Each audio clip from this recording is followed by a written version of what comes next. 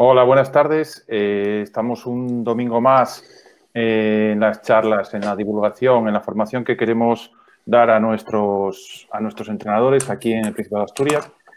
Y, bueno, como va siendo habitual, vamos haciendo una charla de coloquio, de puesta en común de ideas, con otra que es un poco ya más técnica, más formativa.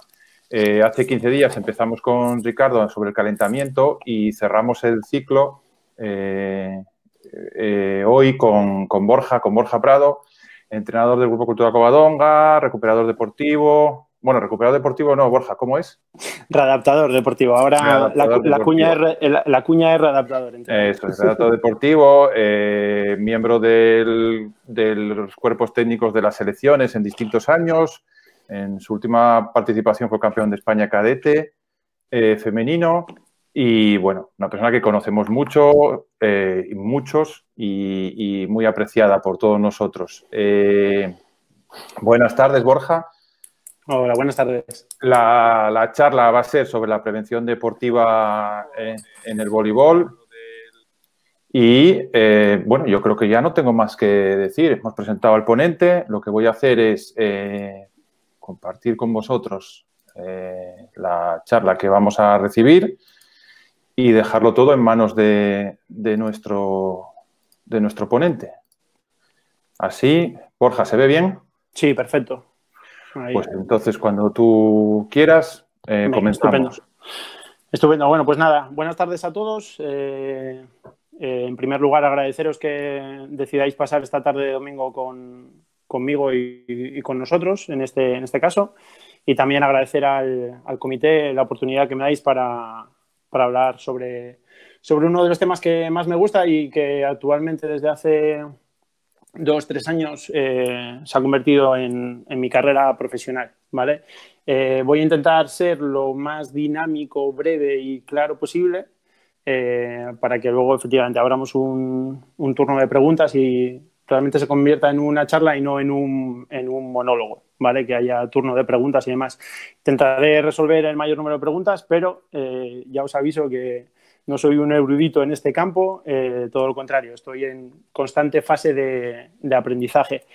¿Cuál es el objetivo de esta charla? Pues el objetivo de esta charla no es otro que dar a conocer un poco más el tema de la prevención. Ayer lo hablaba con Ballín y, bueno, lo he hablado y sobre todo que mis compañeros fisios, alguno estará por aquí ya escuchando la charla, siempre hacemos la misma broma que esto de la prevención deportiva, que la prevención deportiva no existe, que son los padres. Y bueno, y no es así. Lo que pasa es que en el tema de la prevención deportiva se enlaza mucho con lo que es lo que sería la preparación física en sí. Es más, la mayoría de los ejercicios que vamos a ver hoy o que vamos a esbozar hoy y demás, vais a pensar y decir, bueno, sí, pero si esto es un circuito de ejercicios sin más, no es tal, no, todo lo contrario, vais a ver el porqué de la prevención deportiva, el porqué trabajar estos aspectos, el porqué de esos protocolos y el porqué de muchas cosas. Si pasamos a la siguiente diapositiva, vamos a ver los temas que vamos a tratar, ¿vale? Vamos a tratar, en primer lugar, lo que sería el concepto de prevención deportiva, todo esto que os estaba explicando ahora, ¿vale? Los aspectos intrínsecos en la práctica del voleibol, que va a ser un poco más específico, va a ser, en líneas generales, lo que va a versar toda la charla de hoy, ¿vale? Las lesiones más comunes, sí que hay un montón de lesiones, por desgracia, en nuestro deporte. Es más, el voleibol yo considero uno de los deportes más completos y más complejos que hay. Y como es complejo y es muy completo, pues el abanico de lesiones es muy amplio, ¿vale? Hablaremos también de las articulaciones diana y de los eslabones débiles, que son aspectos que ya estuvo hablando Ricardo, aparte de la metodología en sí, que también quiero aprovechar para agradecer a Ricky la pedazo de charla que nos dio hace 15 días, porque me parece un aspecto muy interesante de cómo abordar los calentamientos, no solo prepartidos, sino a nivel de trabajo durante la semana, y sobre todo eso fue muy esclarecedora. Hablaremos eso de la metodología, de cómo preparar ese trabajo de prevención, esa planificación de prevención, ¿vale? Y luego haremos, pues eso, nada, pequeñas propuestas de ejercicios en cada uno de de los grupos musculares que vamos a ver y los protocolos de actuación, ¿vale? El protocolo de actuación, ya os lo digo por si vamos muy pillados de tiempo, que va a ser pues eso, un ejemplo rápido que vosotros vais a poder ver, y si luego al final de la charla pues yo puedo mandar al correo del comité pues todos los links y demás para que veáis, porque como bien decía Ricardo y como bien dicen muchos expertos de este tema, la mejor manera de trabajar es en circuito, pero bueno, lo veremos, ¿vale?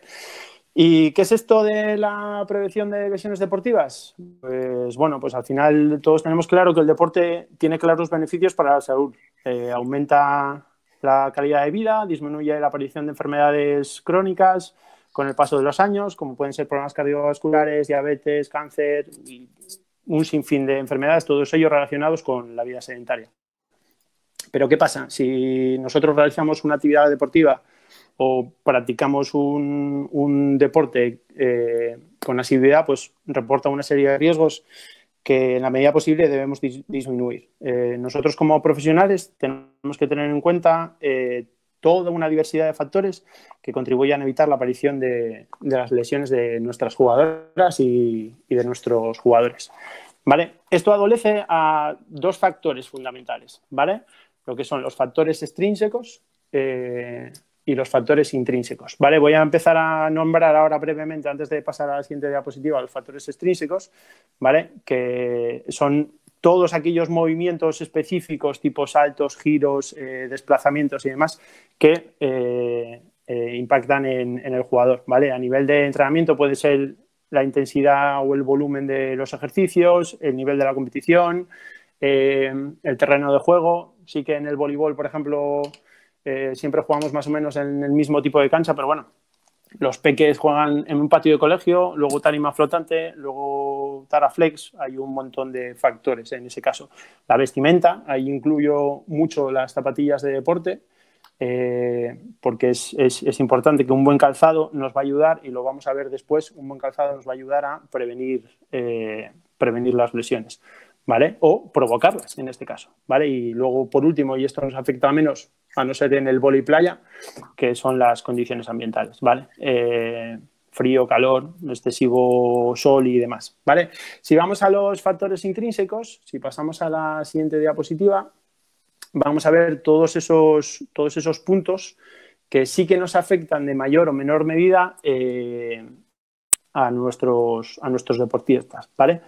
Esto sí que los vamos a ver con un poquito más de detenimiento, pero bueno, vamos a ir saltándolos un poquito rápido también, porque son unos cuantos puntos, ¿vale? Vais a ver en primer lugar que están en la base de esa diapositiva el sexo y la edad. En cuanto a la edad, genera un poco de controversia, pero bueno, sí que parece lógico que a mayor edad, mayor va a ser el índice de poder lesionarse, ¿vale? Pero bueno, no hay estudios que certifiquen que efectivamente cuanto mayor eres, más posibilidad tienes de lesionarse con respecto a un adolescente o a un niño. Lo que sí que está demostrado es que en la edad adolescente, aquellos mayores de 14 años, sí que el riesgo de lesiones aumenta casi por 2 con respecto a otras franjas de edad, ¿vale? También se corresponde con las últimas etapas de crecimiento o con etapas de crecimiento, con lo cual ahí el cuerpo todavía, como yo digo así en términos coloquiales, está blandito y está por hacer, ¿vale? En cuanto al sexo, depende del tipo de estudio que se haya realizado y depende del deporte que se practique, pero vamos, en estudios realizados, que aquí Estados Unidos siempre va a la cabeza en cuanto a estudios y demás, con más de 1.500 jugadores siempre se demostró que en los casos de lesiones del ligamento cruzado anterior, una lesión muy común también en voleibol, era más el índice de mujeres lesionadas que de hombres. En cambio, en las lesiones tipo rodilla del saltador o la lesión de Osgood-Schlatter o lesiones de tipo paletofemoral, que siempre me lío ahí con la palabra, era más incidencia en los hombres, ¿vale? Sí que hay un aspecto que tenemos que tener en cuenta, que son las lesiones previas, ¿vale? Lesiones previas que hayan tenido nuestros jugadores y una mala recuperación o una mala rehabilitación, una mala planificación de esa rehabilitación, esas lesiones tienen un gran nivel de recidiva. ¿Qué quiere decir? Que tenemos casi todas las papeletas para que nuestros jugadores se vuelvan a lesionar si no hacemos un buen trabajo de adaptación y un buen trabajo de rehabilitación en este caso, ¿vale?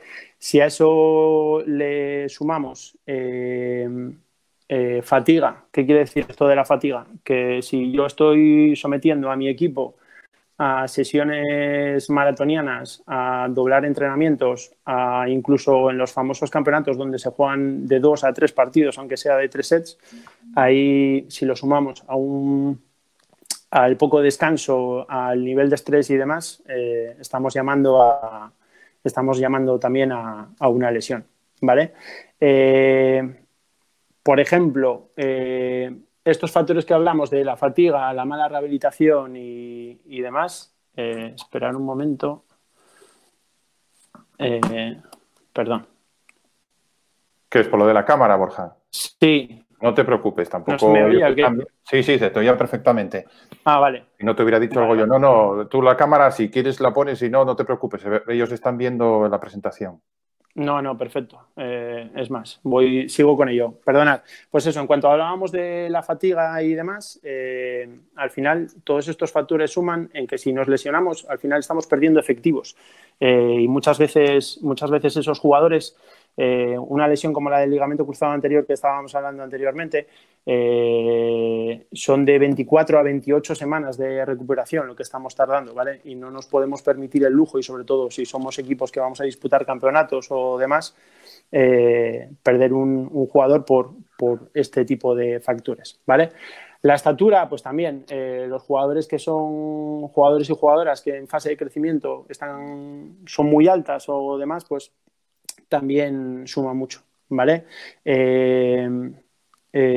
Si, por ejemplo, atendemos a la estructura corporal, dependiendo del segmento corporal, segmentos hablamos de segmentos dominantes o como hablamos del crecimiento en sí, pues también funciona. No sé si estoy conectado porque no me estoy viendo ni en la pantalla ni en ningún Sí, sitio. tú estás conectado perfectamente.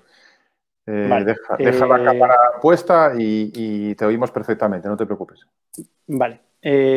Otro factor importante es la flexibilidad y la laxitud. Ambos puntos son importantes. Si yo tengo un jugador que es poco flexible, va a tener mucha tensión muscular y una simple rotura de fibras le puede causar estar parado 3-4 semanas tranquilamente. Y todo lo contrario, si es hiperlaxo, si tiene un alto nivel de laxitud. Es más, casi es peor que sea laxo que sea un tenedor, ¿vale? Es más, en los estudios demostrados, siempre los jugadores hiperlaxos tienen un mayor nivel de lesiones y porcentaje de lesiones que un jugador con menos flexibilidad, ¿vale? Ejemplo de flexibilidad en un jugador de voleibol, el famoso acortamiento de isquios. Si estamos haciendo la mayoría de las veces ejercicios dominantes de cuádriceps, el gesto explosivo, los gestos de desplazamientos en el voleibol, y nos olvidamos de los isquios, que no hacemos ningún trabajo o hacemos un trabajo nulo de fuerza excéntrica que veremos después, dará lugar a un sinfín de lesiones. Y dices tú, ¿cómo narices puede un acortamiento de isquios dar lesiones como las que os voy a citar ahora? Pues porque también hablaremos de lo que son las cadenas musculares, ¿vale? Pero un acortamiento de isquios puede dar lugar a una fascitis plantar, sin ir más lejos. O yo tengo un acortamiento de isquios y voy a ir a un valgo de rodillas casi seguro. Por eso tenemos que tener cuidado y trabajar global y trabajar específico según los casos, ¿vale? Desequilibrios artromusculares y problemas de activación lo vamos a ver también, sobre todo cuando vayamos a hablar del tema de la cadera y demás, ¿vale? Y luego la alteración proprioceptiva, de que esto ya responde a cuestiones neuromusculares y a cuestiones de trabajo coordinativo con el cuerpo, ¿vale? Si pasamos a la siguiente diapositiva, vamos a ver lo que son las articulaciones diana, ¿vale? Estas articulaciones, Diana, solo simplemente las voy a citar porque este tema ya habló Ricky. En el voleibol tenemos 5 puntos o 5 articulaciones que son susceptibles de tener problemas, ¿vale? Esas articulaciones, junto con sus cadenas musculares, dará lugar a una serie de eslabones débiles que vamos a ver después, ¿vale? Pero bueno, articulaciones como el tobillo, la rodilla, la cintura pélvica, en este caso la cadera, toda la zona lumbar, la cadena lumbar y la cintura escapular son puntos que a nivel articular tenemos que tener muy en cuenta a la hora de planificar nuestro trabajo de cara a nuestros deportistas, ¿vale? Si pasamos a la siguiente diapositiva, que es la de eslabones débiles, vais a ver ahí los puntos que también citó Ricky. Vais a ver que yo voy a citar mucho a Ricky porque orienté la charla a darle continuidad un poco a lo que expuso él, ¿vale? Veis a la derecha la imagen del esqueleto, ¿vale? Y vais a ver que hay diferentes puntos que siempre es una articulación que da movilidad, una que da estabilidad, lo que hablábamos de las cadenas musculares, ¿vale? En estos eslabones débiles, sobre todo en el voleibol, aunque no lo vaya a tratar más adelante, creo que en primer lugar es el flexor del dedo gordo, ¿vale? Y vais a ver que en muchos estudios, y sobre todo si leéis a César Hernández o a Xavi Peña o al mismísimo Ian Jeffrey, hacen la distinción al revés. Empiezan por la cintura escapular y acaban por el pie, ¿vale? Yo al contrario, me gusta empezar por el pie. ¿Por qué? Porque ahí es donde se origina todo, ¿vale? La base de sustentación empieza en el pie y la base de esa sustentación empieza concretamente en el flexor del dedo gordo, ¿vale? Es uno de los grandes desconocidos, el flexor largo del pie, y este sí que a lo mejor en futuras charlas podríamos tratarlo sobre la importancia que tiene en deportes como el voleibol o el baloncesto, por ejemplo, ¿vale? El flexor del dedo gordo no es más que un músculo estabilizador donde es recomendado su trabajo específico en sesiones específicas con mucho trabajo propioceptivo, ¿vale? Si yo tengo una carencia en el flexor del dedo gordo, pues posiblemente también acabe en un esguince de tobillo, ¿vale? Y luego, en cuanto al resto, iremos hablando un poquito más, ¿vale? La dorsiflexión del tobillo la veremos, ¿vale? Luego va todas las lesiones sobre la rodilla, estabilizadores de cadera, que no es tanto lesión ósea, sino lesión muscular, porque ahí participan muchos músculos que también veremos, ¿vale? La activación de la musculatura profunda del abdomen, que hablaba también Ricky muy bien el otro día, ¿vale? Yo pongo aquí manguito de rotadores y la protracción y retracción escapular, pero bueno, todo sería sobre la cintura escapular, que aquí sí que es verdad que es uno de los puntos más importantes de los jugadores de voleibol, ¿vale? No sé si estoy yendo muy rápido, Ballín, si necesitáis que corte o lo que sea. Vas muy bien, Borja. Vale, venga. Pasamos a las lesiones más comunes. Voy a hacer una mención rápida de todas estas lesiones, ¿vale? Y vuelvo otra vez a comentar un poquito ese orden, ¿vale? Empezaría por el tobillo, ¿vale? Si sumamos todo lo mencionado anteriormente, lo resumo en 4 grandes grupos, ¿vale? Todas las lesiones que serían de tobillo, ¿vale? Las de rodilla, espalda baja y cintura escapular, ¿vale? Del tobillo, una de las lesiones con mayor incidencia en los jugadores de voleibol, que recordemos es mucho más en mujeres también que en hombres, son los esguinces o las fracturas recidivantes, ¿vale? Y todo viene por generalmente esas lesiones, muchas de ellas, en su mayoría, son por acciones próximas a la red, ¿vale? En jugadores de voleibol, concretamente, esa lesión se produce mucho o por pisar a un compañero o por una una mala deceleración en la caída o incluso en el momento del salto de bloqueo, por ejemplo, cuando nos retiramos a hacer el paso, a hacer la transición para la siguiente acción, ahí muchas veces el tobillo falla, ¿vale? Podría hablar un sinfín, ¿vale? De situaciones, y todos conoceréis un sinfín de situaciones de decir, madre mía, pero esta cómo se tropezó con la línea, ¿cómo se pudo hacer eso? Pues generalmente es por eso, porque la cadena muscular peta y ahí ya no podemos hacer nada más, ¿vale? Rodilla, quizá una parte también muy delicada, ¿vale? Lesiones traumáticas, intervienen muchas fuerzas en cizalla, ¿vale?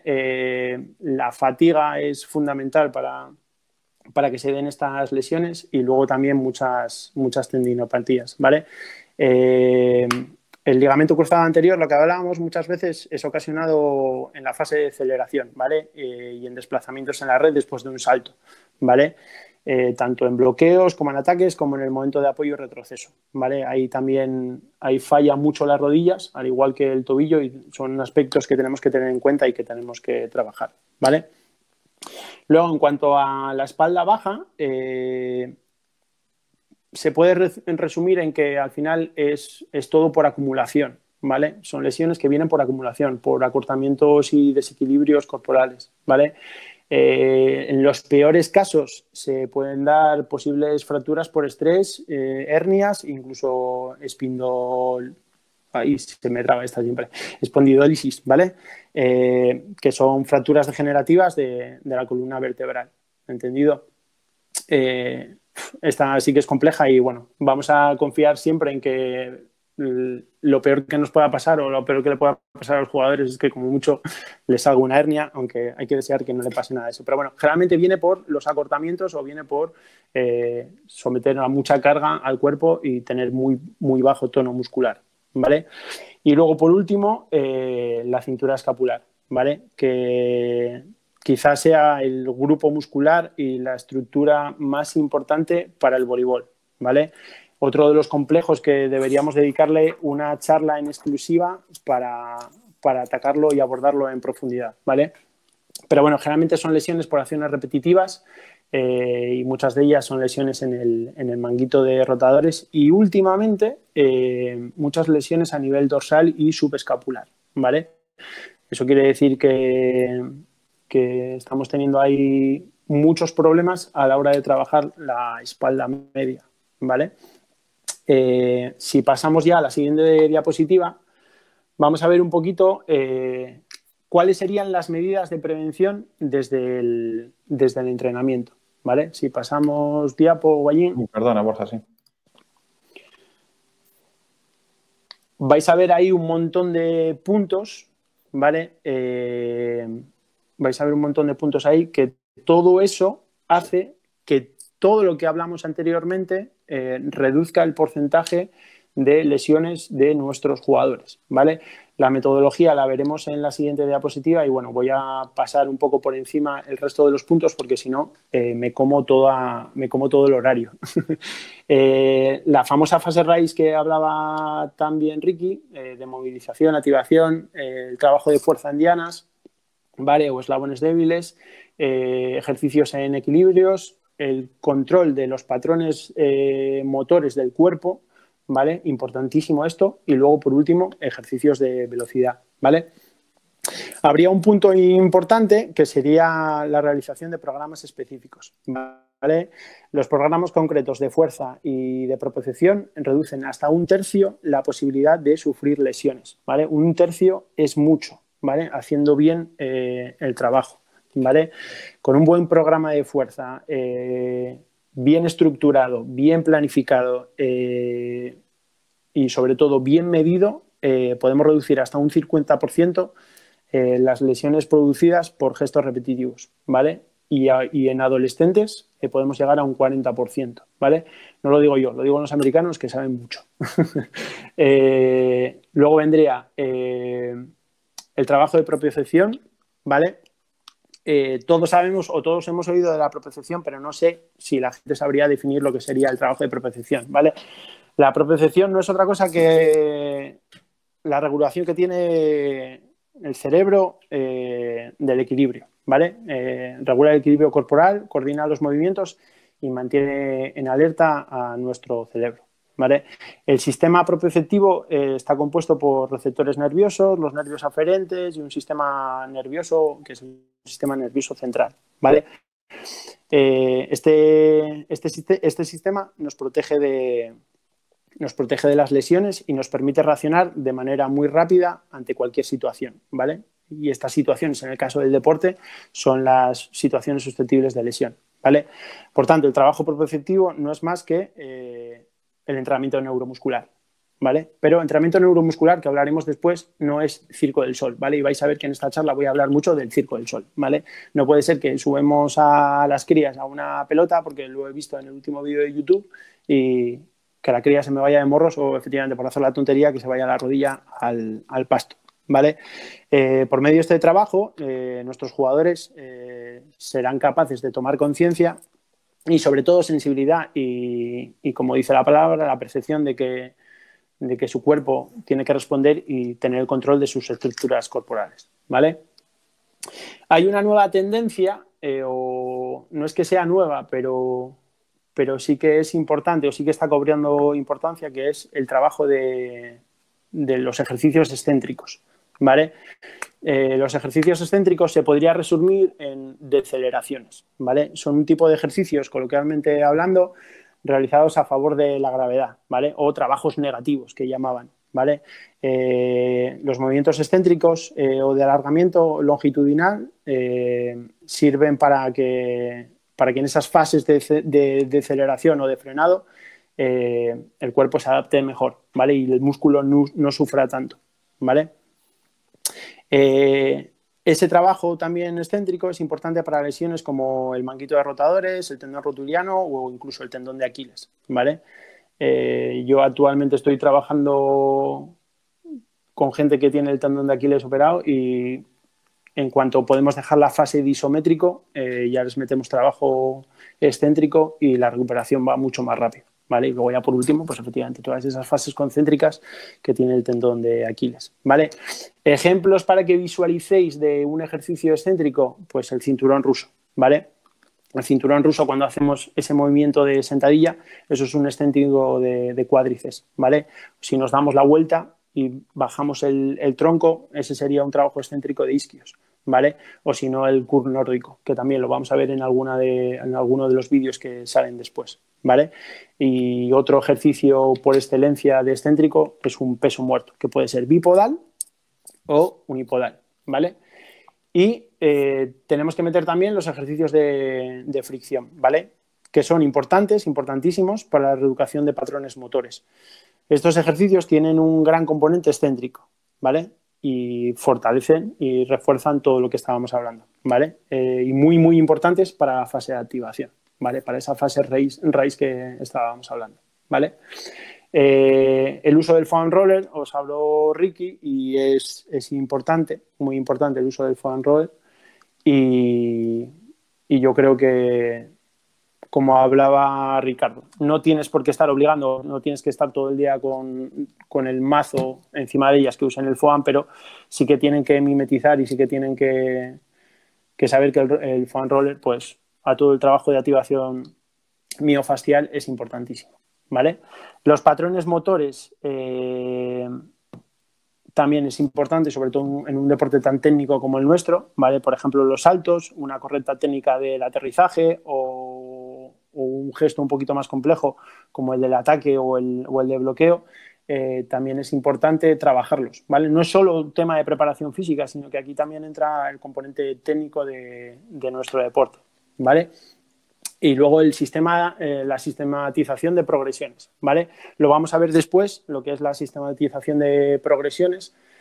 Empezamos por un ejercicio básico y luego lo vamos complementando y lo vamos añadiendo dificultad a medida que los jugadores pues tienen mayor control motor, ¿vale? Los test son el mayor y mejor indicador para ver cuáles son las deficiencias de nuestros jugadores, ¿vale? Un test de tuck jump o un test de un overhead squat, lo que sería un press de hombro con sentadilla, o incluso el test de movilidad de tobillos nos va a ayudar mucho a ver dónde están esas deficiencias muscular y articular, ¿vale? Y luego, por último, sería el test y la vuelta a la calma, ¿vale? También la vuelta a la calma es importante. No estoy hablando de estiramientos, es más, yo soy un... Y aquí ya empiezo a generar un poco de polémica, porque yo soy un gran detractor del estiramiento pasivo, ¿vale? Porque no está comprobado y no está evidenciado científicamente que tenga beneficios en muchos aspectos y sobre todo después de la actividad, ¿vale? Pero bueno, se puede hablar largo y tendido, ¿vale? Si pasamos a la siguiente diapositiva, que es la de metodología,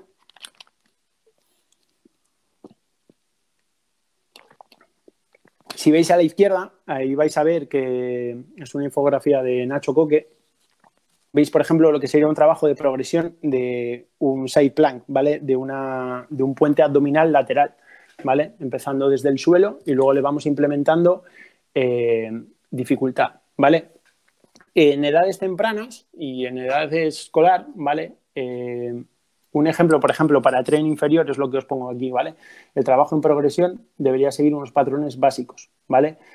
Primero, deberíamos empezar por ejercicios bilaterales antes que unilaterales. Será mejor enseñarles a hacer una sentadilla que no hacer un landmine a la pata coja, un peso muerto a la pata coja, ¿vale? Hacer ejercicios en estabilidad antes que desequilibrios, el típico ejercicio que hacemos en el calentamiento, de en vez de estar haciendo una sentadilla simple, hacer la sentadilla empujando al compañero, ¿vale? O subido a un BOSU o subido a una plataforma inestable, ¿vale? Ejercicios en ROM parcial, ¿vale? En rango articular y de movilidad parcial. Por ejemplo, una sentadilla isométrica. No siempre hay que trabajar en ROM parcial, ¿vale? Pero sí que el ROM parcial nos va a ayudar a tener luego, a la altura de tener un trabajo de ROM completo, mucho mejor, ¿vale?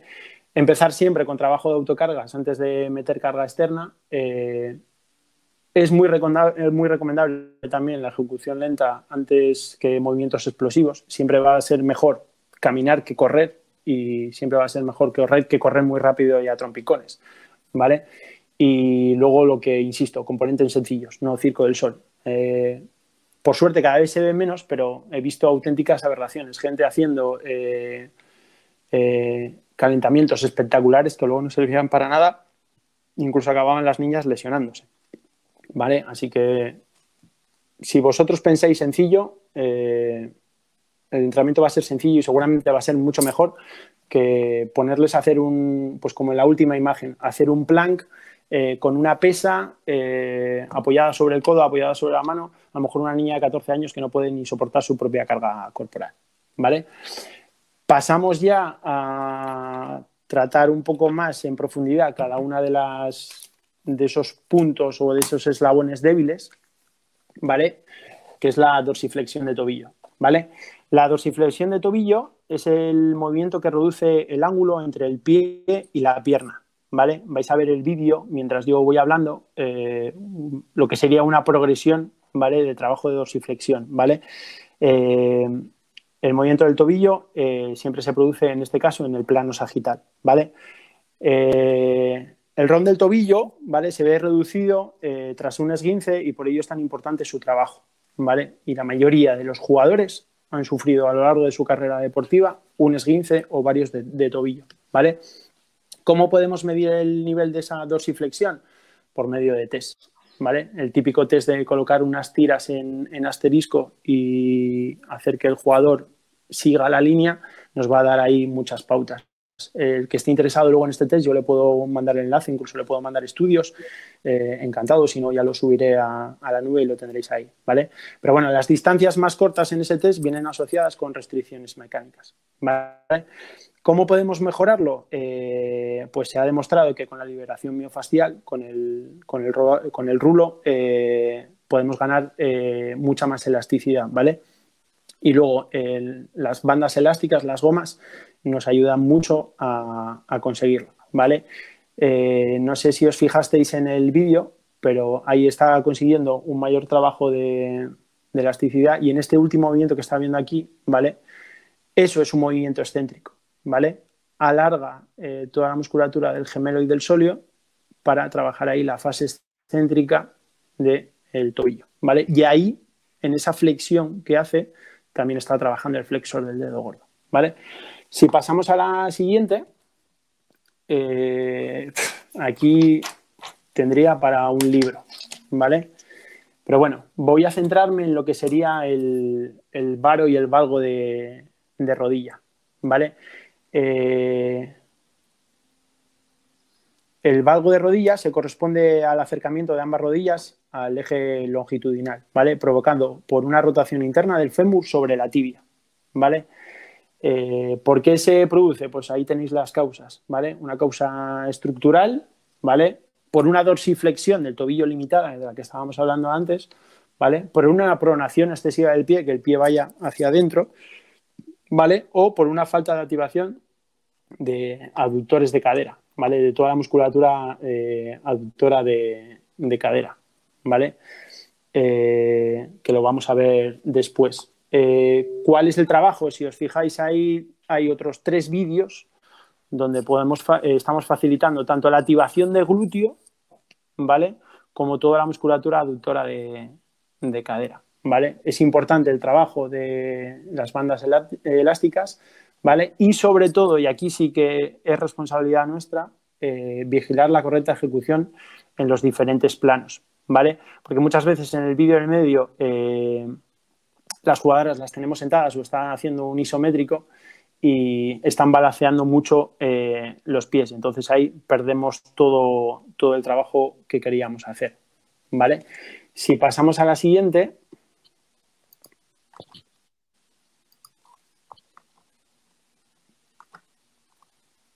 vemos ahí todo ese trabajo que vamos a hablar si lo sumamos a los estabilizadores de cadera, ¿vale?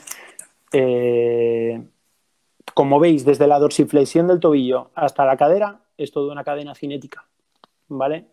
Lo que le haga el tobillo va a tener una gran incidencia en las rodillas y, por supuesto, en la cadera. Y ahí va a ir a toda la zona lumbar, ¿vale? Eso es una de las grandes cadenas cinéticas que tenemos en el cuerpo, ¿vale? ¿Cuáles son los estabilizadores de cadera? Son muchos grupos musculares, pero bueno, generalmente el glúteo menor y el glúteo medio lo vamos a poner como uno, ¿vale? Sería el glúteo medio, el psoas ilíaco y el tensor de la fascia lata, ¿vale? Su función principal es la de mantener la cadera y evitar balanceos innecesarios, ¿vale? Y sobre todo en el voleibol, ¿vale? Esas descompensaciones, esos apoyos a una pierna en una caída, los desplazamientos laterales, los movimientos hacia adelante, por lo menos estén estabilizados, ¿vale? Cuando nos encontramos con una debilidad o una inhibición de esos glúteos o de esos grupos musculares, vemos que generalmente hay una incidencia a la rotación interna, dando lugar a ese valgo de rodilla que hablábamos antes y una carga extra en toda la banda iliotibial. Recordar, la banda iliotibial es la banda que va por fuera, que muchas veces los niños y las niñas dicen, me parece que me quema la pierna y tal. Eso es la cintilla iliotibial que se está quejando, ¿vale? ¿Y dónde va a parar todo ese dolor? Pues generalmente es un dolor patelofemoral y el famoso dolor ciático que tenemos que trabajar por medio de la preparación de los glúteos, sobre todo el glúteo medio, ¿vale? Hay que dotar de movilidad toda esta zona, ¿vale? ¿Cómo podemos dotar de movilidad toda esta zona? Imitando patrones de marcha con elásticos, ¿vale? Ahí en el vídeo veis un sinfín de ejercicios, y encima brutales, son ejercicios buenísimos que ya veis que es con autocarga y va en una progresión perfecta de un movimiento sencillo a un trabajo mucho más complejo en unipodal, ¿vale? La imitación de patrones de marcha con elásticos, el hip thrust o el gesto de caderas arriba, ¿vale? Los pesos muertos o peso muerto unipodal o las sentadillas son ejercicios perfectos para todo este trabajo de estabilizadores de cadera, ¿vale? Lo que dije, trabajo específico en bloques de ejercicios de carácter global, ya que estos grupos musculares tienen varias funciones, ¿vale? Y ahí pongo especial atención a la compresión del nervio ciático. ¿Por qué se comprime el nervio ciático? Pues por uno de los grandes olvidados, que es el piramidal, ¿vale?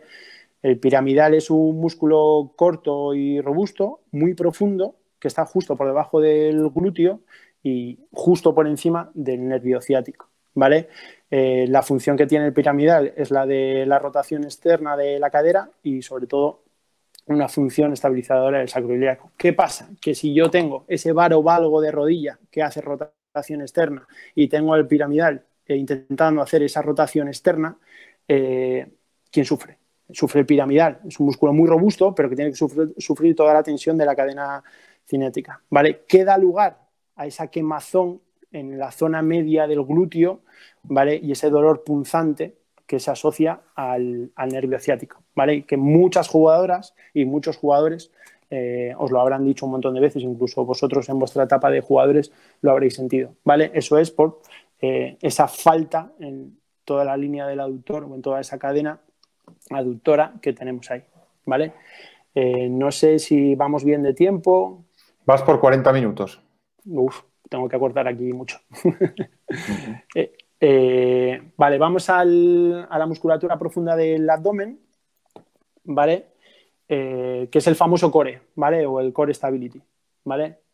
Tiene un gran nivel de activación y sobre todo en el voleibol al final es el que nos mantiene en el aire, el que nos mantiene sujetos más tiempo, el que aguanta y soporta todas las fuerzas.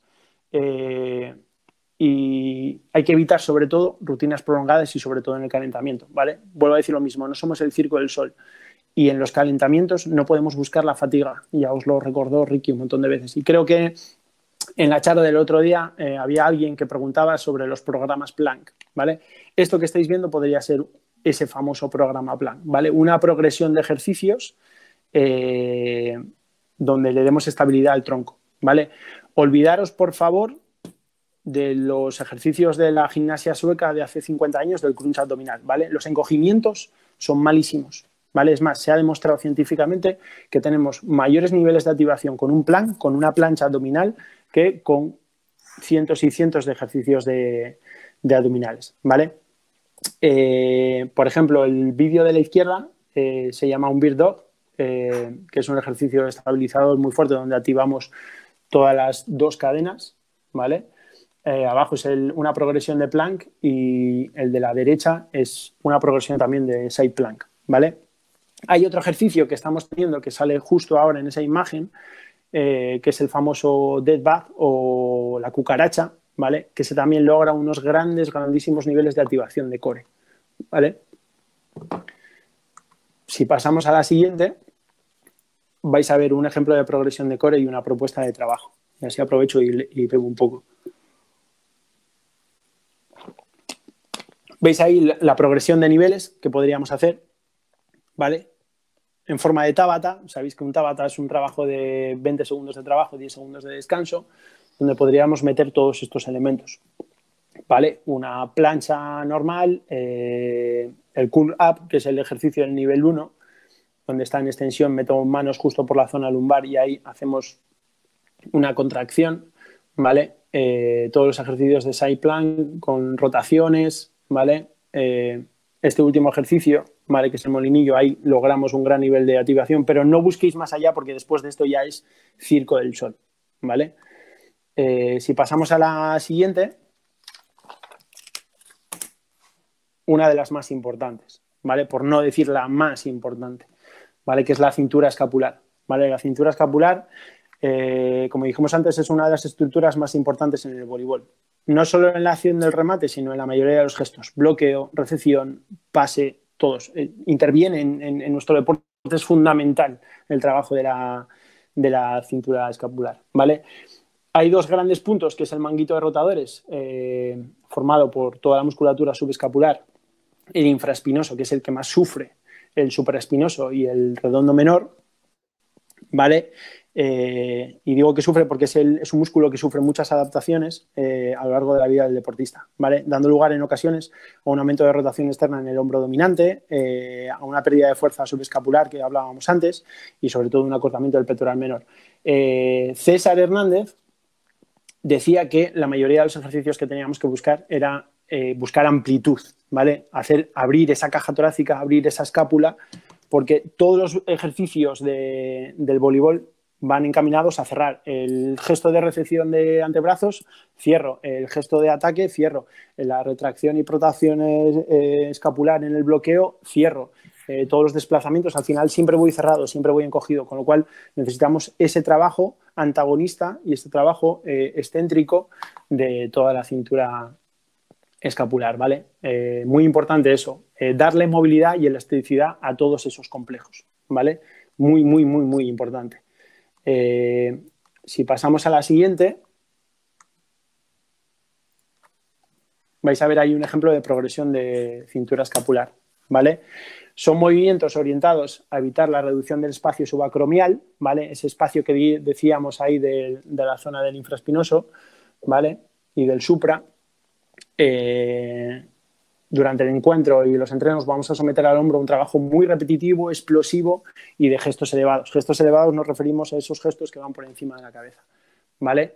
Tanto mi recomendación, tanto en el que no tiene por qué, cada uno luego hace tal, pero mi recomendación es que tanto en el calentamiento prepartido o en el calentamiento preentreno o incluso en las sesiones de gimnasio, si alguien tiene la suerte de tener un gimnasio para hacer trabajo de pesas, hay que dejar este tipo de ejercicios para el final de la sesión. No los ejercicios de hombro específico, ¿vale? Pero sí los ejercicios que vayan orientados a un trabajo del manguito de rotadores, ¿vale?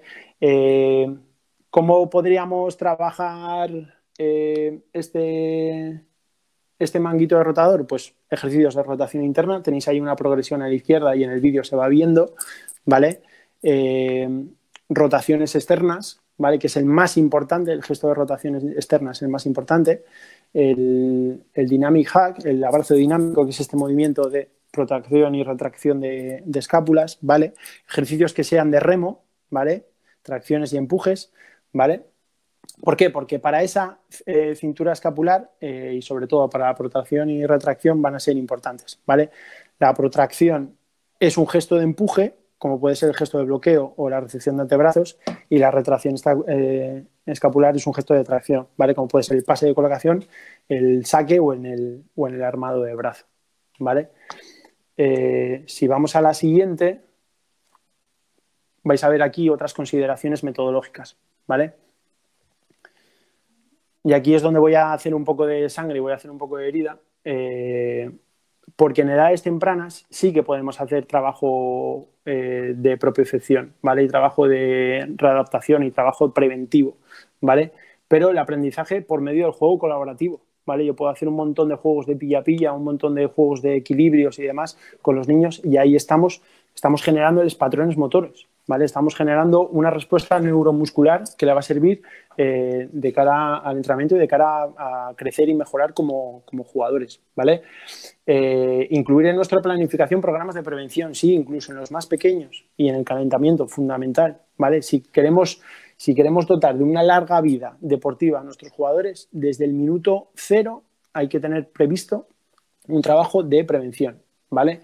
Y aquí es donde más sangre voy a hacer. No especialización, no especialicemos tan temprano a nuestros jugadores, ¿vale?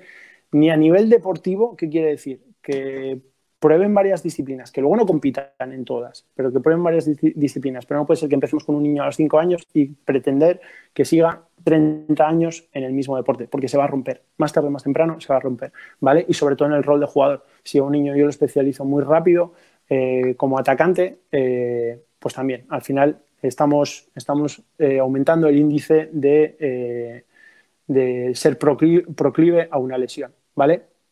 Deberían practicar deportes, pero competir solo en uno, ¿vale? Tener un descanso competitivo de al menos 3 meses durante el año, ¿vale?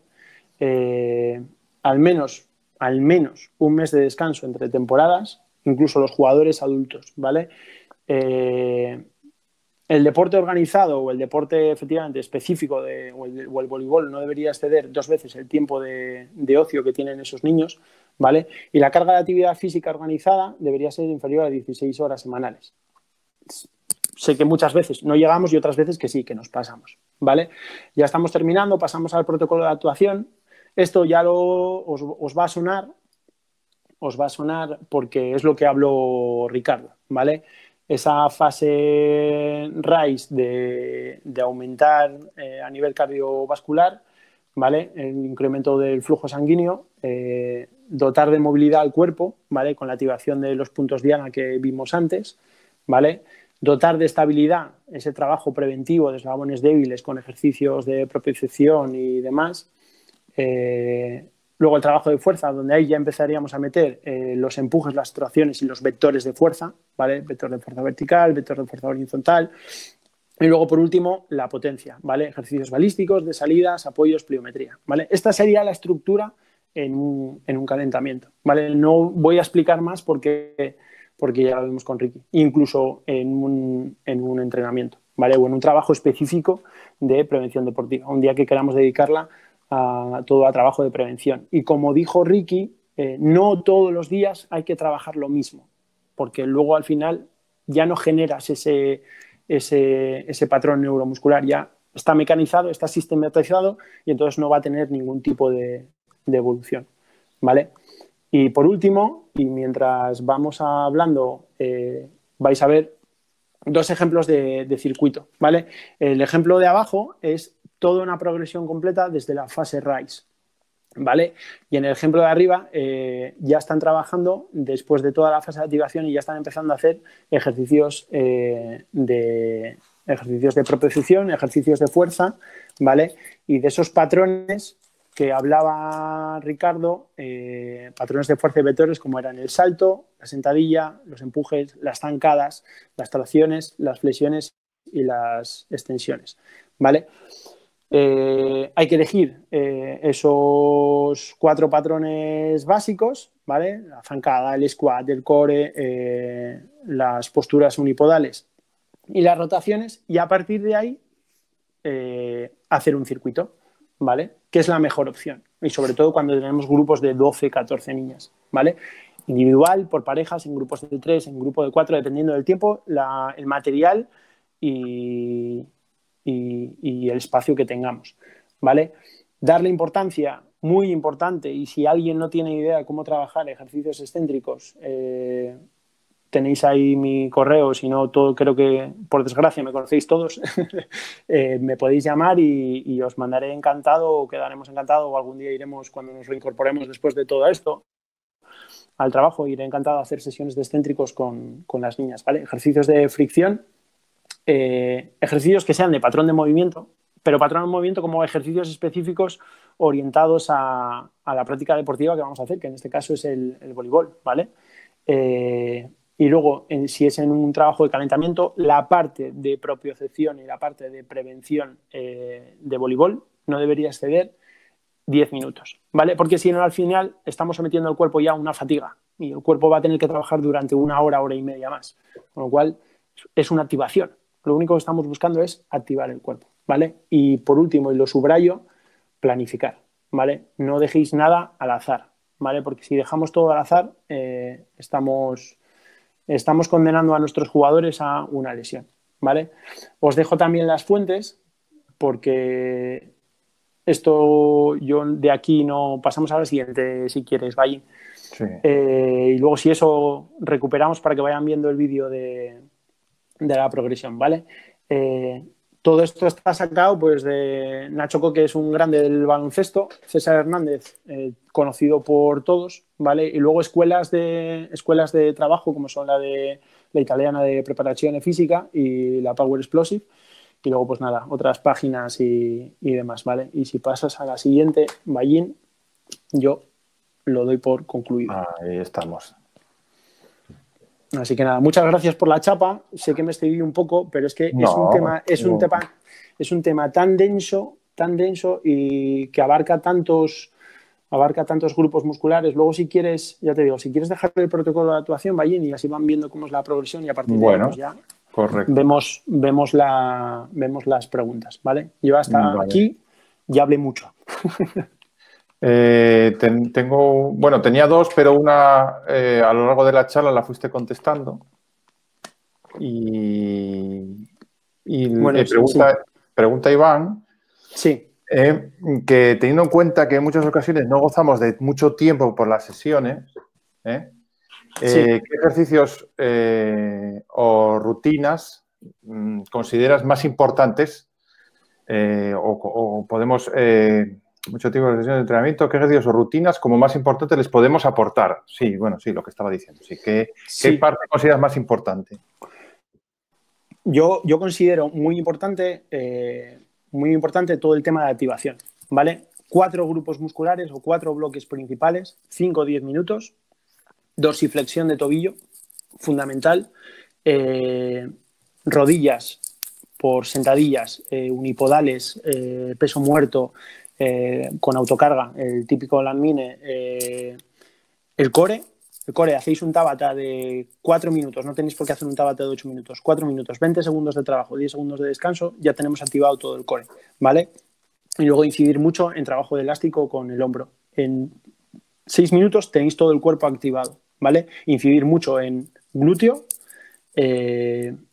a nivel de gemelo y tendón de Aquiles, hombro en supraespinoso y subescapular, ¿vale? Y a nivel lumbar y de core, todo el trabajo de la plancha lateral y el plank normal, ¿vale? Y sobre todo el ejercicio que dije antes, que es donde mayor activación conseguimos, que es la cucaracha que llamamos aquí en español, que es el dead bug.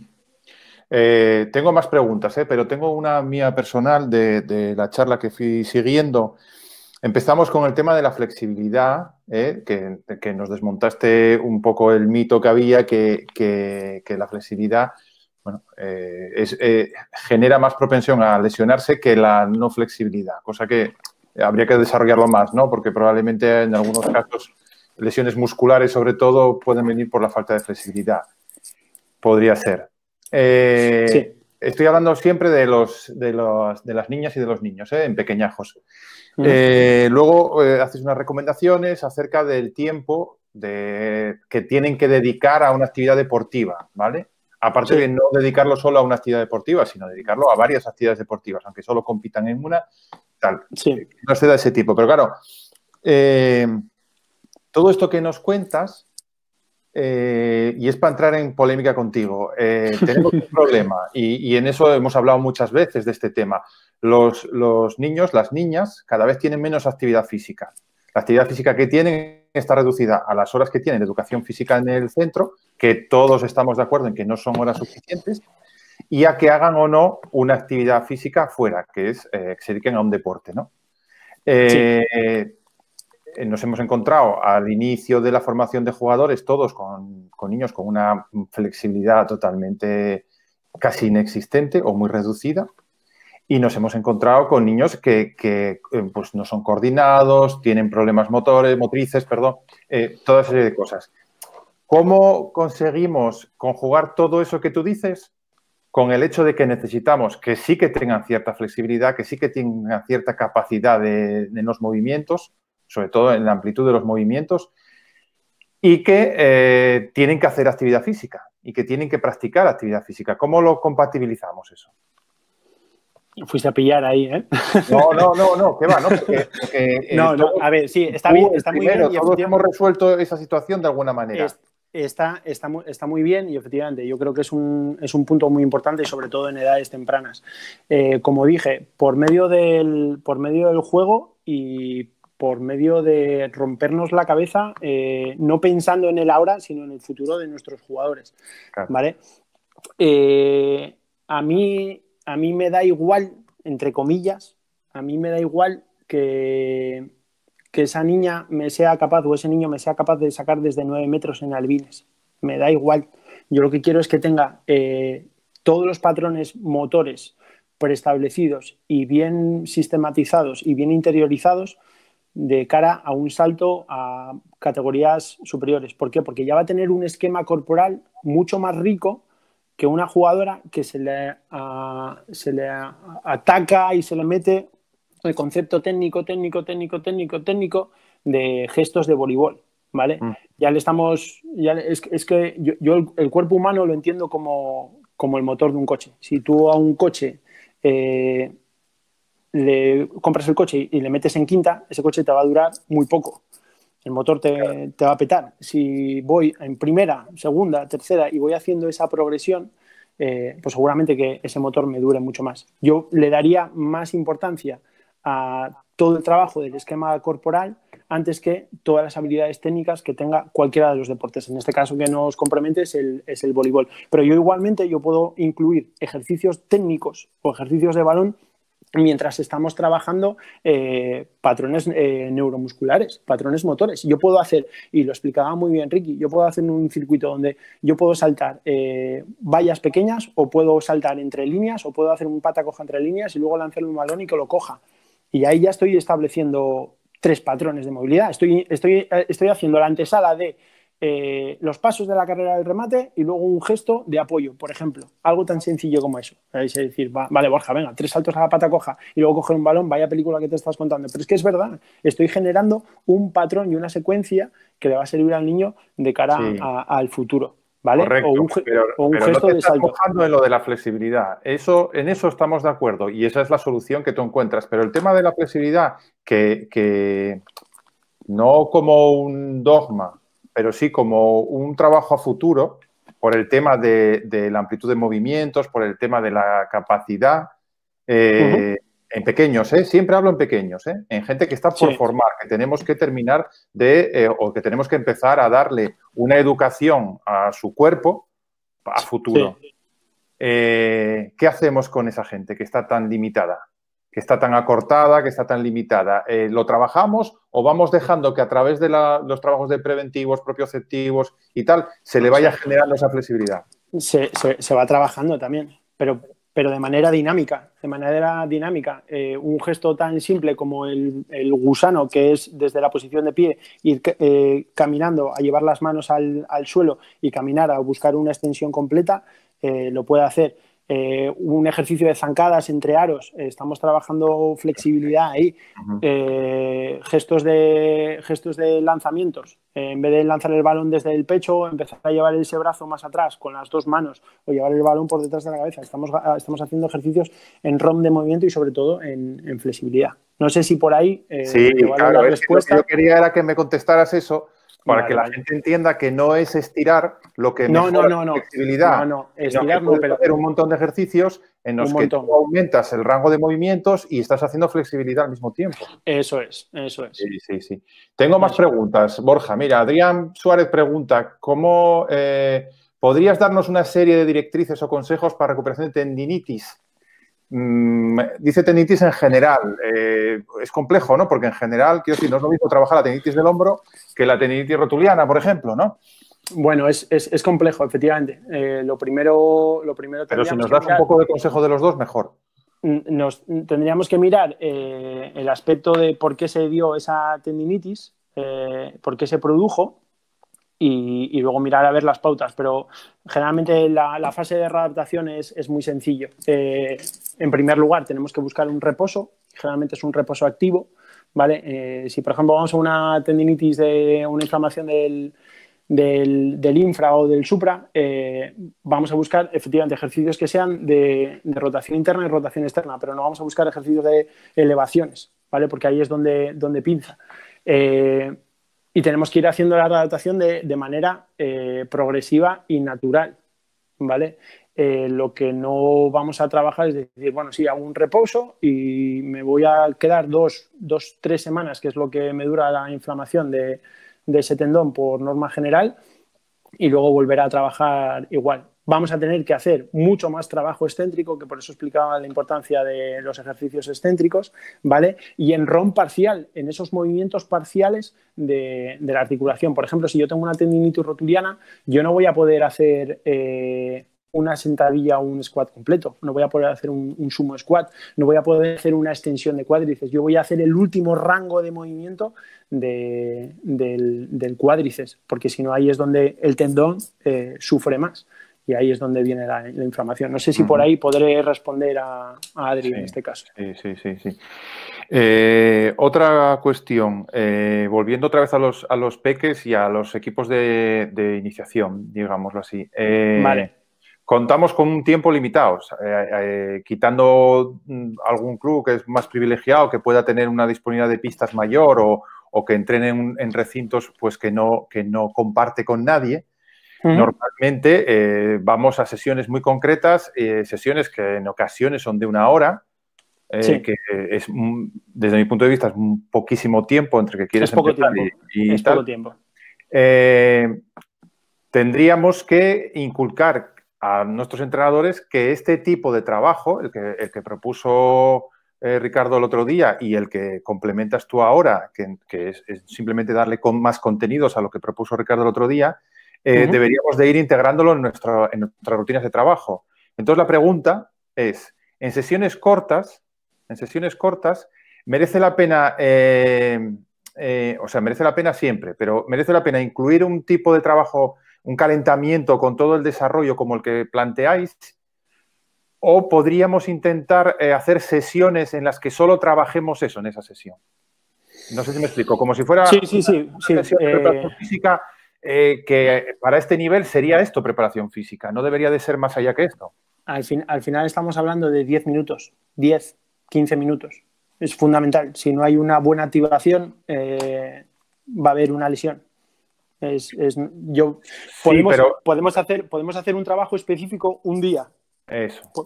Podemos hacerlo, pero ese trabajo específico de un día tiene que venir complementado con el trabajo a lo largo de toda la semana o de esos 2 o 3 días de entrenamiento que tengamos. Que no es más que lo podemos reducir hasta 4 o 5 minutos. Es decir, bueno, pues, ¿qué voy a hacer hoy con los peques? Pues hoy con los peques vamos a hacer desplazamientos. Pues me voy a olvidar un poquito de hacer trabajo preventivo de hombro o de hacer mucho trabajo preventivo de core, pero voy a dedicarle 3 o 4 minutos a hacer ejercicios de pierna y de tobillos, elevaciones de tobillos. Cambios de peso de una pierna a otra, hacer giros, hacer saltos adelante y atrás, que no te lleva más de 3-4 minutos. Que luego sí que puedes hacer otro día de trabajo de prevención específica donde efectivamente me dedique 15 o 20 minutos a trabajar todos esos grupos musculares y todos esos eslabones débiles que van a tener nuestros jugadores. Es que un poco voy a decir, claro, primero, concretando, para que todo el mundo se dé cuenta de que estamos hablando de que le vamos a dedicar 10 minutos de los 60 que tenemos, ¿vale? Eso es. Incluso podemos proponer menos y a lo mejor con el balón meter otras cosas y complementar una cosa con la otra. Pero el aprendizaje técnico de los jugadores en ocasiones está limitado por la capacidad física.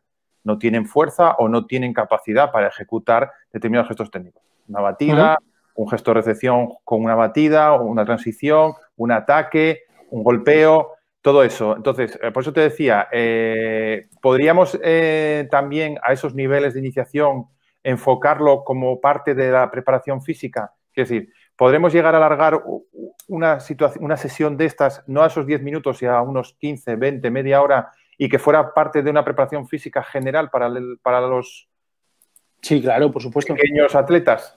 Por supuesto. Al final el cuerpo es su herramienta de trabajo cuando voy a hacer el deporte. Tienen que conocerlo y tienen que trabajarlo. No solo las habilidades técnicas. Vale, Adrián dice que sí, que está satisfecho con la respuesta. Y me preguntan que cómo utilizarías el foam roller en la dorsiflexión de tobillo y en general, ¿cuándo usarías el foam roller? ¿En todos los entrenamientos? ¿También en los partidos? ¿Antes y después? Es buena pregunta, es muy buena pregunta. Yo, honestamente, y mira que soy vago, yo tardé mucho en ver los beneficios del foam roller, yo lo incluiría siempre que pudiese, ¿vale? Sí que es una lata y efectivamente resta mucho tiempo, pero bueno, al fin y al cabo son 30-45 segundos de cada uno de los grupos. Al final vas a dedicarle 2 minutos de foam roller. Ahí estamos hablando de planificar, del compromiso que tengas las jugadoras, del tiempo que tengas, del espacio que tengas y sobre todo, pues eso, si a lo mejor tú empiezas a entrenar a las 7 y tienes la posibilidad de que a lo mejor tus niñas pueden estar allí 5 o 10 minutos antes, pues sí que pueden trabajar el foam. Pero ¿cómo usar el foam? Como hacían antiguamente nuestras abuelas con la botella de anís, pues es lo mismo. Yo puedo colocar el foam en el suelo y lo único que tengo que hacer, o bien sentado o bien de pie, es rodar el foam por toda la fascia plantar, ¿vale? Que yo puedo hacer luego también un apoyo desde el talón. Mira, fue una pena no tener el vídeo. Desde el talón y luego envolver todo el pie. No sé si veis la imagen, si esto es el foam. Esperad, que tengo un foam.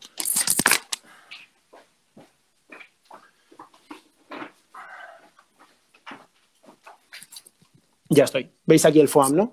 Si yo tengo el pie, lo único que tengo que hacer en esta posición sería pasar el pie mientras que rueda. Y si no, apoyo el talón y lo único que tengo que hacer es hacer esa elevación para activar toda la fascia, ¿vale? Y todo el flexor largo, ¿vale? Y luego para la dorsiflexión es lo mismo. Yo tengo en esta posición y lo único que tengo que hacer es rodar. Si esto es la pierna, rodar, ya hago ahí el juego, ¿vale? Activando ya una fase excéntrica, ¿vale? Sí. No sé si responde a eso, ¿eh? Sí, yo creo que sí. Seguro que sí. Bien, pues en principio nadie pregunta nada más. En principio, bueno, vamos bien. Ha estado, yo creo que muy interesante, Borja. No sé cómo lo has visto tú. ¿Has estado cómodo o no? Yo estaba muy cómodo. Lo que pasa es que me dio la sensación de que iba muy rápido y que a lo mejor puntos importantes que podíamos tratar, no sé si los vimos en profundidad o si... Pero bueno, yo quería más que nada eso, esbozar un poco la importancia de esos eslabones débiles y reforzar lo que había hablado Ricardo, que vuelvo a agradecerle sobre todo la ayuda y la exposición que hizo el otro día. Y sí. yo creo que bien, yo creo que no salió tan mal. No, yo creo que estuvo bien. Creo que a la gente le interesa, que además es una manera de ir inculcando un poco conductas o hábitos, ¿no? Que efectivamente, se trata de eso. El deporte lo tiene que adquirir, pero es que si no los tenemos nosotros, que somos los que los transmitimos, es complicado. Mira, llega una pregunta. Venga. Llega una pregunta desde Cangas de Onís. ¿Echas en falta formación a los entrenadores para que técnicamente esos ejercicios los realicen correctamente? Un poco lo que estábamos hablando tú y yo ahora, ¿no? El crear ese hábito y cómo solucionarlo. Pues yo... es lo que estábamos hablando ahora, lo que tú piensas sobre eso. Efectivamente. Yo creo que estamos dando los pasos y gracias al comité de entrenadores se están dando los pasos para actualizarnos. No creo que seamos los entrenadores en Asturias, seamos malos técnicamente o seamos malos formadores, al contrario, los resultados están ahí. Aparte de que nos une la pasión por el voleibol y que nos gusta mucho y nos preocupamos mucho en formarnos. Sí que es verdad que hay que ir con los tiempos y hay muchas cosas que nos estábamos quedando atrás. Y yo lo digo en los cursos de formación de los niveles de entrenador, y yo lo digo, la parte de preparación física en un deporte tan explosivo y de tanta potencia como el nuestro es fundamental. Es más, es que está cogiendo cada día más peso y tenemos que tenerlo en cuenta. Hay grandes equipos técnicamente que no son capaces de ganar, incluso en edades tempranas, son incapaces de ganar a equipos peores técnicamente, pero que son auténticas burras pardas.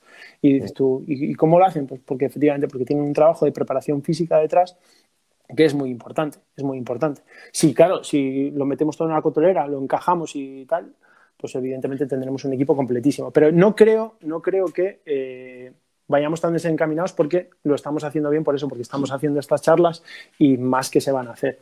Yo creo que estamos cogiendo el ritmo para que la cosa mejore. Aparte de todo, hay que decirlo, no más allá del comité, sino que sois profesores de los cursos de entrenadores, tanto Ricardo como tú, como más entrenadores que están en esa línea de trabajo, que comparten esos criterios a la hora de trabajar. Con lo cual, hay que actualizarse. Los que estamos formando van en esa línea. Y luego hay una cosa que, desde mi punto de vista, cuando entrenaba como entrenador, existe una responsabilidad, tenemos una responsabilidad porque ninguno de ellos cuando nosotros los tenemos son deportistas profesionales y tenemos un compromiso de no lesionarlos, de que no se queden con una lesión crónica para toda una vida, como algunos de nosotros practicamos un deporte y a la vuelta de 30 años, cuando ya no practicábamos el deporte, estamos marcados, ¿no? Para siempre, de las situaciones que se daban entonces. Entonces, yo creo que el compromiso también es ya no solo porque son hábitos correctos para el voleibol, sino porque son hábitos correctos para el individuo. Así es. Yo ahí estoy totalmente de acuerdo contigo. Yo antiguamente decía que no había cosa que más feliz me hiciese que ver jugadores que seguían hasta la edad adulta, jugadores que había formado yo en edades tempranas, verlos jugar y llegar al éxito llegando a adultos, pero porque les gustaba el voleibol. Pero ahora es que me enorgullece mucho más ver a niños y niñas que llegan a edad adulta y que han podido llegar gracias a que han tenido pocas o nulas lesiones, porque hay efectivamente hay un trabajo, no solo el mío, sino el trabajo de grandes profesionales y grandes compañeros que hacen eso, que buscan la manera de que al final nuestros jugadores tenemos que cuidarlos, ya sean ahora en tiempo presente como en tiempo futuro. Sí, sí. Hay que cuidarlos.